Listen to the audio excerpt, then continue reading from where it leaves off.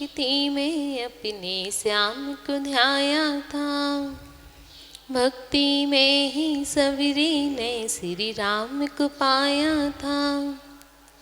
कौन सी भक्ति करूं मैं गुरु जी, तुम मेरे घर आओ। मैं ही मीरा मैं ही सवेरे, राम श्याम बन आओ। कि एक बार आओ गुरुदेव, दर्श दिखलाओ गुरुदेव। कि एक बार आओ गुरुदेव, दर्श दिखलाओ गुरुदेव।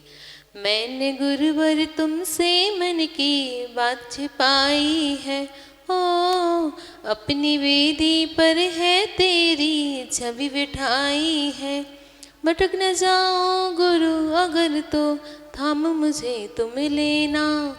एक हवा के झोंके से तुम थाम मुझे तुम लेना। कि एक बार आओ गुरुदेव, दर्श दिखलाओ गुरुदेव। कि एक बार आओ गुरुदेव, दर्श दिखलाओ गुरुदेव। 1008 श्री पार्श्वनाथ भगवान की जय। आचार्य गुरुवर श्री विद्यासागर जी महामुनिराज की जय। आचार्य गुरुवर श्री विशुद्ध सागर जी महामुनिराज की जय। मुनि श्री सुप्रभ सागर जी महाराज की जय। मुनि श्री प्रणत सागर जी महाराज की जय। जय जिनेन्द्र बंधुओं, जैसा कि आज हम फिर उपस्थित हुए हैं समीचीन विकल्पों के सम्यक समाधान पर, और यह अनोखा कार्यक्रम आज हमें पंच परमेष्टि के रूप में सर्व साधु के द्वारा मुखारबिंद से हमें अपने विकल्पों का सम्यक समाधान मिलता है। और इसी कार्यक्रम को आगे संचालन के लिए हम प्रणत सागर महाराज जी से नमोस्तु करेंगे और कहेंगे महाराज जी आप आगे की संचालन करें। नमोस्तु महाराज जी, नमोस्तु महाराज जी, नमोस्तु महाराज जी। ओम नमः सिद्धेभ्यः। श्रीमन्त मुक्तिभर्तारं वृषभं रसनायकं धर्मतीर्थकरं ज्येष्ठं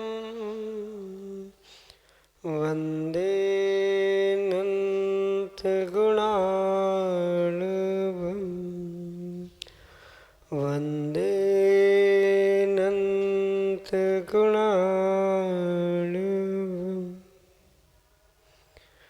पंच परमेष्टि भगवान की परम पूज्य आचार्य भगवंत गुरुवर विशुद्ध सागर जी मुनि महाराज की, परम पूज्य मुनि श्री सुप्रभ सागर जी महाराज की,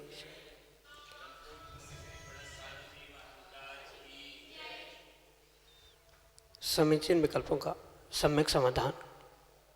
आज फिर से प्रारंभ करते हैं उन अनेकानेक स्वाध्यायी श्रावक श्राविकाओं के मन में उठने वाले उन विकल्पों को ले चलते हैं सम्यक समाधान की ओर, क्योंकि सम्यक समाधान ही एक ऐसी अनूठी विधा है जो हमें अपने मन को निराकुलता की ओर ले जाने वाली है।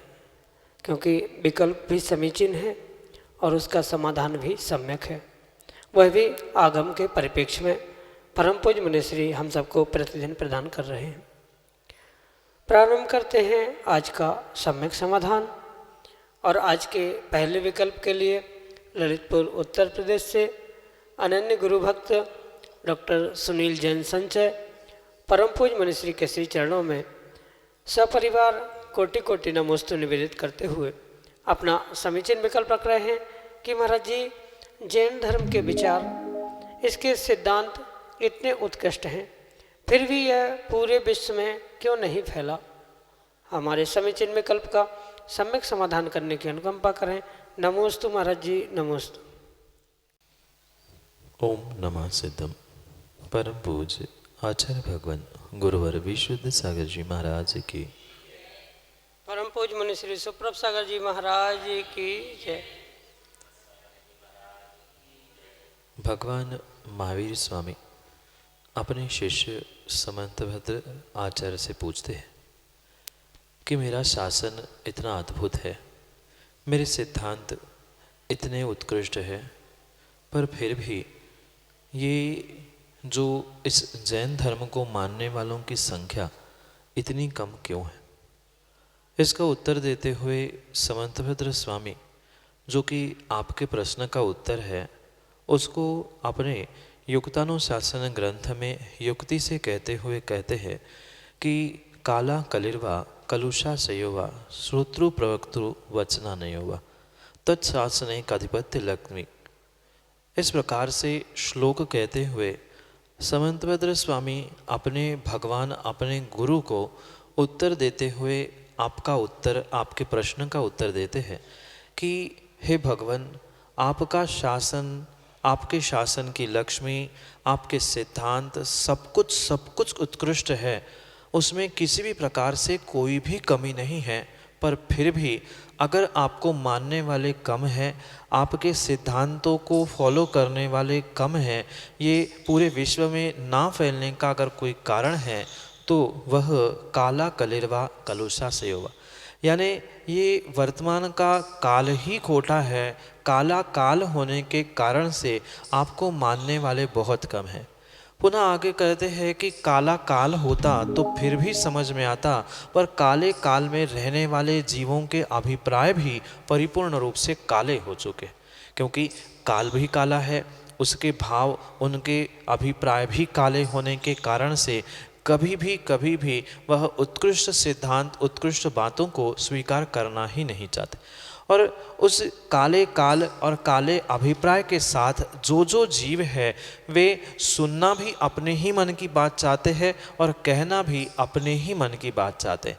वक्तु श्रोत्रु यानी बोलने वाले जो वक्ता है वे भी अपनी मन की ही बात लोगों तक पहुंचाना चाहते हैं, और जो सुनने वाले हैं वो भी अपनी मन की ही बातों को सुनना चाहते हैं। जिन बातों पर किसी भी प्रकार का स्वयं का स्वार्थ नहीं सध रहा है या स्वयं की बातों की पुष्टि नहीं हो रही है, ऐसा किसी भी प्रकार की चर्चा ना कहने वाला कहता है, ना सुनने वाला सुन पा रहा है। इसलिए ये किसी आपके शासन की, आपके सिद्धांतों की, आपकी मान्यताओं की कमी नहीं है, आपके धर्म की कमी नहीं है, अपितु काला काल, काले काल में काले अभिप्राय से युक्त जीव जो अपनी ही बात सुनना चाहते हैं, अपनी ही बात कहना चाहते हैं, ऐसे जीवों के कारण से ही आपका जो ये विश्व धर्म है वह वास्तव में विश्वता को या बहुत दूर तक फैल नहीं पा रहा है। और साथ में ये भी पंडित जी समझने योग्य बात है कि हमारा जैन धर्म आचरण प्रधान है, वह किसी भी प्रकार से किसी दूसरे के प्रचरण या विस्तार करने के अभिप्राय से नहीं प्राप्त किया गया। जहाँ वह परिपूर्ण रूप से रत्नत्रय को या चारित्र आदि की भूमिका से युक्त ये धर्म है, यहाँ पर आचरण प्रधान होने से ये अन्य स्थानों जैसा, अन्य दर्शनों जैसा, अन्य धर्मों जैसा प्रचार प्रसार करने की भूमिका को अहमियत ना देते हुए वह आचार और आचरण की मुख्यता से होने से वह प्रचार प्रसार की दृष्टि से वह विश्व तक नहीं पहुंच पा रहा। दूसरी एक बात और भी है कि आचरण प्रधान होने के साथ साथ जो आचरण या यहाँ जैन दर्शन के, जैन धर्म के आचार आचरण बताए गए हैं, क्रियाओं को बताया गया है, वह इतने कठिन है कि वह सामान्य रूप से हर कोई उसे ग्रहण नहीं कर सकता। भले ही कोई उसे सुन रहा है, समझ रहा है, पर धारण करने वाले और उस जैन धर्म को प्राप्त करने वाले विरले ही जीव है। पहली बात, काला काल, काले लोग, काला अभिप्राय, सुनने वाले, कहने वाले अपनी ही बात कहना और सुनना चाहते। दूसरी बात, जो ये आचरण प्रधान है, प्रचार प्रसार प्रधान नहीं है। तीसरी बात, आचरण भी इतना कठिन है, इतना कठिन है कि हर सामान्य व्यक्ति उस आचरण को प्राप्त नहीं कर पाता है। इन कारणों से ही भले ही जैन दर्शन के, महावीर भगवान के बहुत उत्कृष्ट सिद्धांत, बहुत अच्छी मान्यताएं, अहिंसा रूपी धर्म होने पर भी हर कोई उसे प्राप्त नहीं कर पाता है, ग्रहण नहीं कर पाता है, और इसी कारण से वह पूरे विश्व का होने पर भी पूरे विश्व में वर्तमान में फैल नहीं पा रहा है। यही आपके लिए सम्यक समाधान। प्रीति जैन, गौरझामर, मध्य प्रदेश से मुनिश्री के श्री चरणों में बारंबार नमोस्तु निवेदित करते हुए कह रहे हैं कि महाराज जी, नमोकार मंत्र की जाप करने का पुण्य एवं अस्या उषा नमा की जाप करने के पुण्य में क्या अंतर है, एवं नमोकार मंत्र जाप के छोटे बड़े रूप में किस प्रकार कर सकते हैं। हमारे समीचीन विकल्प का सम्यक समाधान करते हुए हमारा मार्गदर्शन करने की अनुकंपा करें। नमोस्तु महाराज जी, नमोस्तु। प्रत्येक मंत्र के जाप का फल भिन्न भिन्न हुआ करता है, चाहे वह छोटा बड़ा किसी भी प्रकार का मंत्र क्यों ना हो, क्योंकि आगम ग्रंथों में अनेक प्रकार के मंत्र, अनेक प्रकार के मंत्रों के अनेक प्रकार के फल किस समय पे किस प्रकार से किन माला से किस विधि से उसे फेरा जा रहा है, जाप किए जा रहे हैं, उससे उसके फल में उसके पुण्य में भी बहुत सारा अंतर देखने में आता है। इसलिए पहले बात तो ये समझे, जो अनेक प्रकार के मंत्र है उन अनेक प्रकार के मंत्रों को अनेक प्रकार के फल, अनेक प्रकार के पुण्यों के साथ जोड़ने की आवश्यकता है। और रही बात नमोकार मंत्र की, तो नमोकार मंत्र तो एक ही प्रकार से पढ़ा जाता है, उसे किसी भी प्रकार से छोटे रूप से, बड़े रूप से, मध्यम रूप से ऐसे पढ़ने की आवश्यकता नहीं है। जो नमो अर्हंताणम, नमो सिद्धाणम, नमो आयर्याणम, नमो वज्रायणम, नमो लोहे सवत्साहुणम, इतना जो मंत्र है यही वास्तविकता में नमोकार मंत्र है।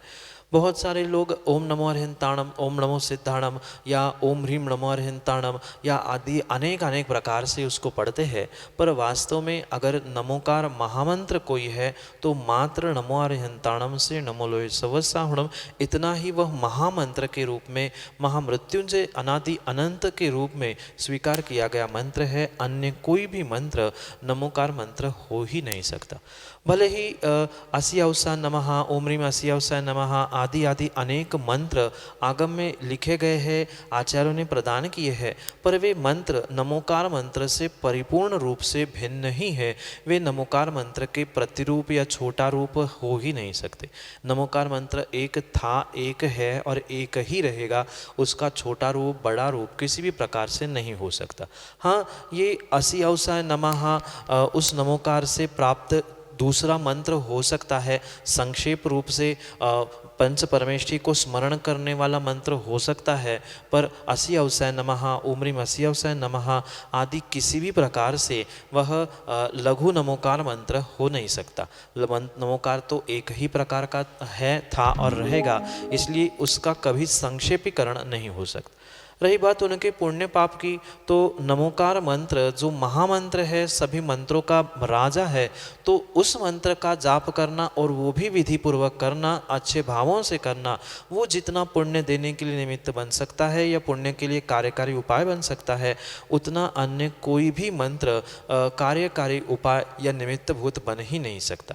भले ही कोई अन्य भी बड़े बड़े मंत्र फेरता है, होते हैं, प्रत्येक कार्य की अपेक्षा से भिन्न भिन्न प्रकार के मंत्रों की विधा हमारे विद्यानुवाद पूर्व इस पूर्व में आचार्य भगवंतों ने, तीर्थंकरों ने प्रदान की है, पर फिर भी सभी मंत्रों का राजा अगर कोई है और सर्वोत्कृष्ट पुण्य देने वाला कोई है तो वह नमोकार महामंत्र है। उसकी बराबरी अन्य कोई भी मंत्र नहीं करता है। सभी रक्षा मंत्रों में, सभी वशीकरण मंत्रों में, सभी प्रकार के मंत्रों में सर्वोत्कृष्ट पुण्य देने वाला, सर्वोत्कृष्ट फल देने वाला कोई मंत्र है तो वह नमोकार महामंत्र है, अन्यथा नहीं है।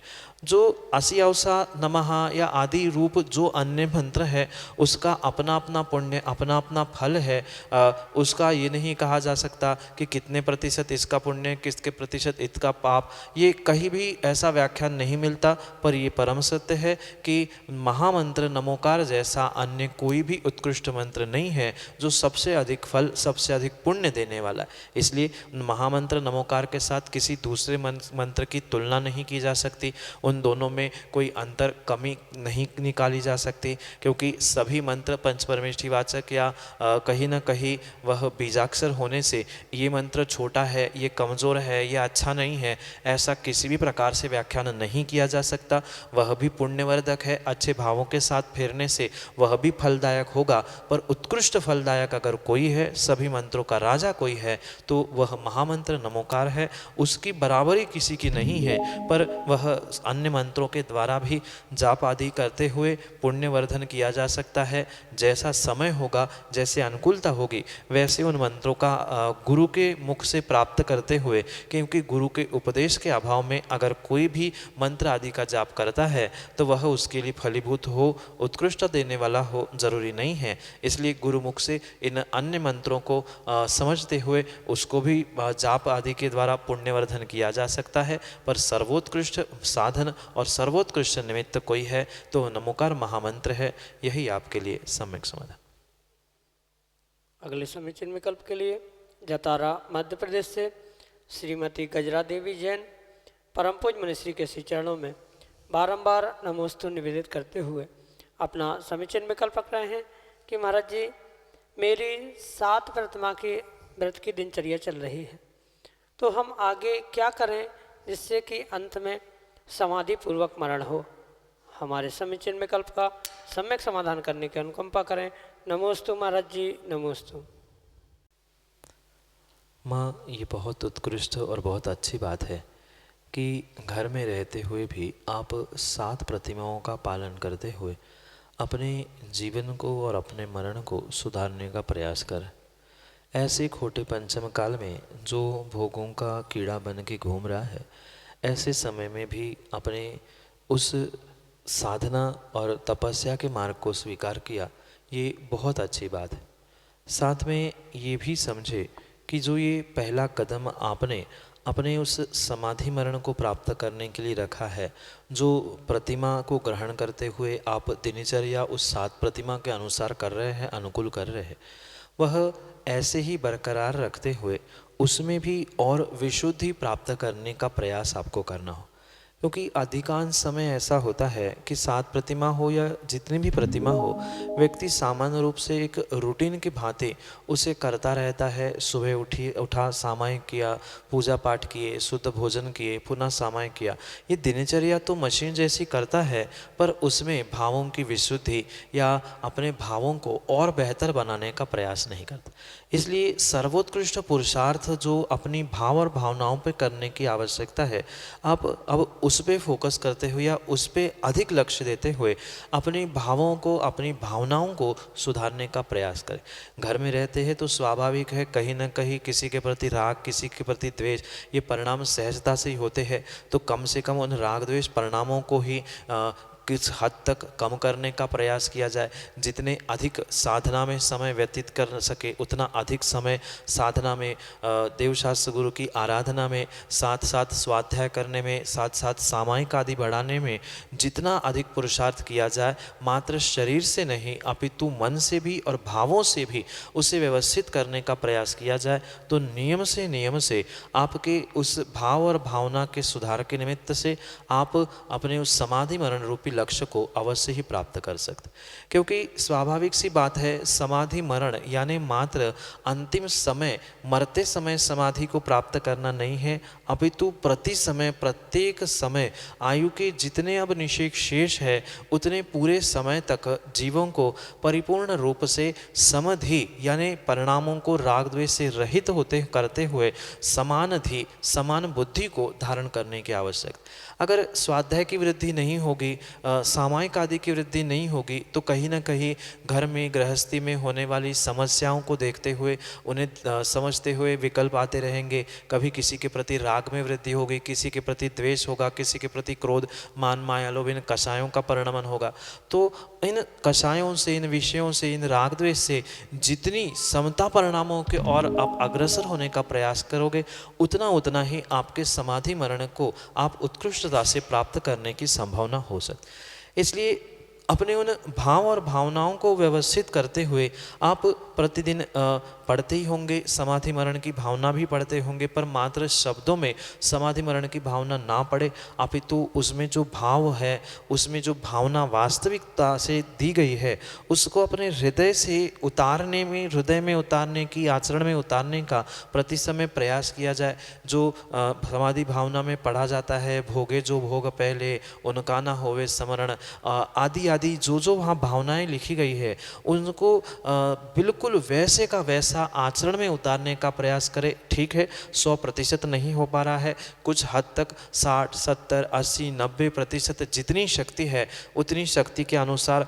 उसे प्राप्त करने का या उस आचरण में लाने का प्रयास करेंगे तो नियम से वह समाधि मरण की भावना आपकी सफलता से प्रकट हो सकती है या आपको बहुत अच्छे से समाधि मरण करने की शक्ति भी प्राप्त हो सकती है। साथ साथ कुछ हद तक अपने शरीर को क्रश करते समय उस कभी उपवास, कभी एकासन, कभी रस त्याग, कभी अन्य प्रकार की तपस्या आदि करते हुए शरीर को भी क्रश करना होगा, क्योंकि संलेखना समाधि आचार्य भगवंतों ने 2 प्रकार की कही है, एक कषाय कृष और एक शरीर कृष। जो राग द्वेष और कषायों को धीरे धीरे कम करते हुए पुरुषार्थ करना, ये कषाय कृष संलेखना है, और अपने शरीर को भी धीरे धीरे करते हुए कमज़ोर करते जाना, एक रस का त्याग, फिर एकासन, फिर उपवास, फिर एक प्रकार के आहार का त्याग, फिर 2, 3, 4 प्रकार के आहार का त्याग, ऐसे क्रम क्रम से ही उसका आगे बढ़ने का प्रयास करना होगा। शरीर और भाव इन दोनों के साथ साथ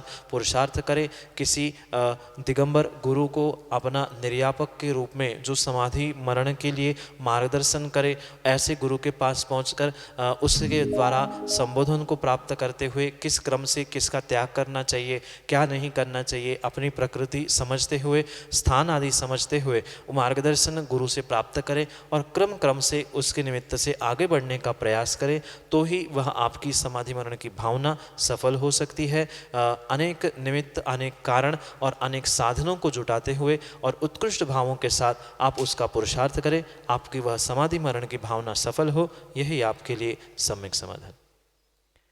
अगले समीचीन विकल्प के लिए जतारा मध्य प्रदेश से हमारे सामने है रिमी जैन अपने समीचीन विकल्प के साथ। महाराज जी नमस्ते। महाराज जी नमस्ते। महाराज जी, महाराज जी मेरी शंका यह है कि जब दूसरे लोग, मतलब कि हमारे जेंट्स, मतलब हमारे समाज में जो दूसरे लोगों की अदर कास्ट की बहुएं आती हैं या कोई नीचे कुल की या उच्च कुल की बहू आती है, तो हम क्या उसके घर का खाना खा सकते हैं या पानी पी सकते हैं या वो लोग उनके घर वाले आहार दे सकते हैं या नहीं? नमस्ते महाराज जी। नमस्ते महाराज जी। अन्य स्थानों से जो कन्या, बहू आदि किसी घर में विवाहित करके ले आते हैं, तो आगम के परिप्रेक्ष्य में आगम की व्यवस्था वर्तमान में समझने की आवश्यकता। भले कोई भी कुछ भी कहे, पर आगम की यही व्यवस्था है कि ऐसे उन दंपत्ति से किसी भी प्रकार से निर्ग्रंथ मुनिराजों को आहार ग्रहण नहीं करना चाहिए। इतना ही नहीं, अपितु सामाजिक व्यवस्था समझते हुए ऐसा भी कहा गया है कि अगर समाज तैयार नहीं है, समाज की मानसिकता नहीं है, तो वह मंदिर में भी किसी भी प्रकार से पूजन, अभिषेक आदि भी कार्य नहीं कर सकते, क्योंकि चाहे किसी भी गोत्र से, किसी भी कुल से वह कन्या क्यों ना आई हो, पर जो आगम की व्यवस्था है उसे आगम के परिप्रेक्ष्य में व्यवस्थित समझने की आवश्यकता ही नहीं, अपितु अनिवार्य। वर्तमान में बहुत सारी छूट और बहुत सारे तथाकथित विद्वानों के द्वारा जो छूट दी गई है, उस कारण से ही ये बहुत सारा कार्य बिगड़ रहा है।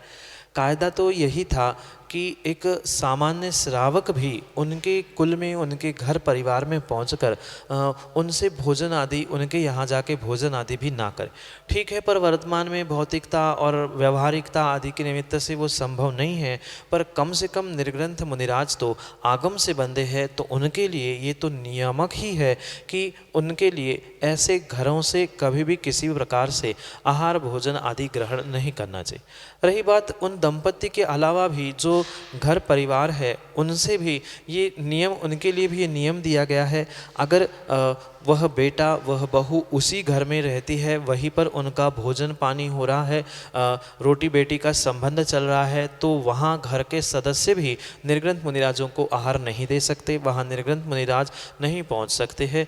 पर ये भी ध्यान रखें, अगर उस बेटा बहू का, रोटी बेटी का कोई संबंध नहीं है, बेटे को पिता ने अलग कर दिया है, उसका व्यापार, उसका सब कुछ अलग है और ये अलग है, तो फिर भी घर वाले उन मुनिराजों को आहार आदि दे सकते हैं, पर अगर एक साथ ही रह रहे हैं, रोटी बेटी चल रही है, व्यापार एक ही है, सब कार्य एक साथ चल रहा है, तो उस घर में निर्ग्रंथ मुनिराज आहार नहीं लेते। ये आगम के परिप्रेक्ष्य में आगम की व्यवस्था इसी प्रकार से है।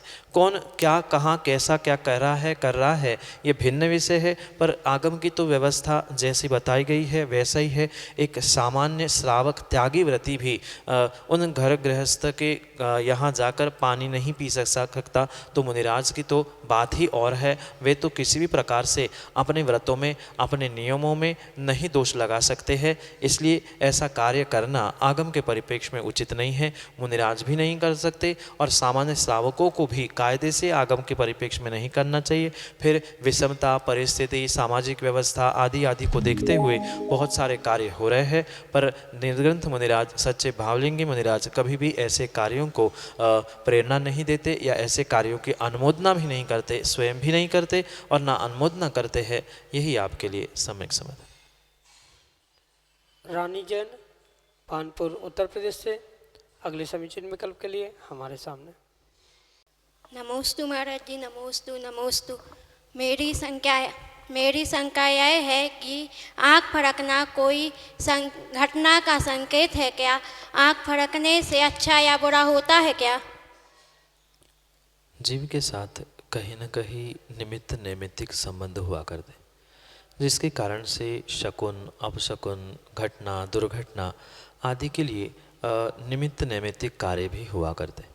जैसे बिल्ली का रास्ता काटना, अचानक से कांच का फूटना या आँखों का फड़कना, शरीर के अंगों का फड़कना, ये तो कई बार देखने में तो आता है, पर उसका जीव के साथ कहीं ना कहीं संबंध अवश्य ही हुआ करता। पर ये बात अवश्य समझे और बहुत अच्छे से समझे कि आँख फड़कने से या कुछ होने से कुछ होने वाला नहीं है। जैसे कि बहुत सारे लोग कहते हैं कि बिल्ली ने रास्ता काटा, कांच फूटी या आँख फड़कने से ऐसा हुआ, जबकि ऐसा नहीं है। आगम में इन विधाओं का बहुत अच्छे से व्याख्यान करते हुए आचार्य भगवंत कहते हैं कि जो आपके साथ होने वाला है उसके लिए ये एक छोटा सा संकेत है कि आप अगर नहीं समझोगे, नहीं समझोगे तो कहीं ना कहीं आपके साथ दुर्घटना भी हो सकती है, आपके साथ अच्छा भी हो सकता है। क्योंकि आँख फड़कना ही नहीं अपितु शरीर के जो अन्य भी भाग है उनमें भी कहीं ना कहीं जैसे कान है, होठ है, हाथ है, वे भी कभी ना कभी फड़कते हैं। तो किस समय पर कौन सा अंग, कौन सा शरीर का भाग फड़क रहा है, उस पर वह शकुन अपशकुन निर्धारित होता है।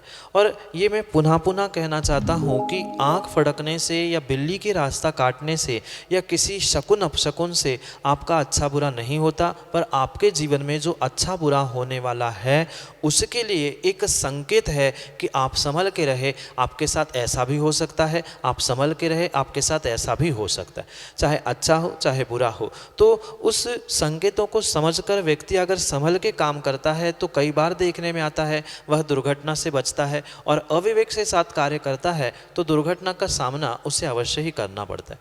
जैसे कि आँखों के फड़कने के बारे में है, पुरुषों की अगर सीधी आँख फड़कती है तो वह अच्छी कहलाती है, और वहीं पर महिलाओं की अगर सीधी आँख फड़कती है तो वह अपशकुन के रूप में स्वीकार की जाती। वही पुरुषों की जो उल्टी आँख फड़की जाती है, अगर उल्टी आँख फड़क रही है पुरुषों की तो वहाँ कुछ विपरीत परिस्थिति या अपशकुन होने की संभावना होती है। और वही अगर उल्टी आँख महिला की किसी कन्या की फड़क रही है तो उसे शुभ माना जाता है। तो किसकी फड़क रही है, कब फड़क रही है, किस काल में या किस निमित्त से आदि आदि भी बहुत सारी बातों को समझकर ही इन शकुन अपशकुन अच्छे बुरे का निर्णय किया जाता है। पर सर्वथा इसको मात्र अंधश्रद्धा के रूप में ही स्वीकार ना किया जाए, और ना सर्वथा उसे सब कुछ उस पर ही डिपेंड होकर करने की भी आवश्यकता नहीं है। मैं पुनः कहना चाहता हूँ ये एक मात्र संकेत है। आपके जीवन में अच्छा होना है कि बुरा होना है ये निर्णय उससे नहीं होगा। आपके पुण्य पाप, आपके भविष्य, आपके कर्म आदि के निमित्त से जो होने वाला है उसके लिए एक सामान्य रूप से संकेत हो सकता है। आपने अपना पुण्य पुण्य बढ़ाया, आपने योग्य दिशा में पुरुषार्थ किया, समय पर इन संकेतों को समझते हुए देवशास्त्र गुरु की आराधना की, जाप आदि किया, तो नियम से वे अपशकुन भी कुछ समय में शकुन के रूप में बदल सकते हैं। उसमें दोहरा नहीं है, क्योंकि कभी ना कभी शरीर की कुछ कमजोरी के कारण से भी अंग उपांग फड़कते हुए देखने में आते हैं। तो ये संकेतों को समझते हुए अगर पुण्यवर्धन का कार्य करेंगे तो नियम से वे अपशकुन भी आपके लिए शकुन के रूप में, बुरे कार्य भी अच्छे कार्य में परिवर्तित होते में देखने में आते हैं। यही आपके लिए सम्यक समाधान। जय जिनेन बंधुओं, जैसा कि आप देख रहे थे समीचीन विकल्पों का सम्यक समाधान, हमें उम्मीद है कि आपको आपकी शंकाओं का समाधान, आपको सम्यक समाधान मिल गया होगा। यह कार्यक्रम प्रतिदिन की भांति 5:13 पर यूट्यूब चैनल हमारे सुप्रभ उवाच पर समीचीन विकल्पों का सम्यक समाधान हमें प्राप्त होता है। इसमें हम अपनी शंकाओं का समाधान प्राप्त कर सकते हैं। अगर आपको किसी शंका हो या आपको इसका सम्यक समाधान प्राप्त करना हो तो हमारी व्हाट्सएप नंबर 8707548811 है, और इसको मैं फिर से नंबर दोहराती हूँ 8707548811। इस नंबर पर आप हमें ऑडियो में या मैसेज द्वारा, किसी के द्वारा भेज सकते हैं। और हमारी नीचे हेडलाइन चल रही है जिसमें हमारा नंबर और ईमेल या किसी भी माध्यम से आप हमें भेज सकते हैं और आप अपने सम्यक समाधान प्राप्त कर सकते हैं। नमोस्तु महाराज जी, नमोस्तु महाराज जी, नमोस्तु महाराज जी।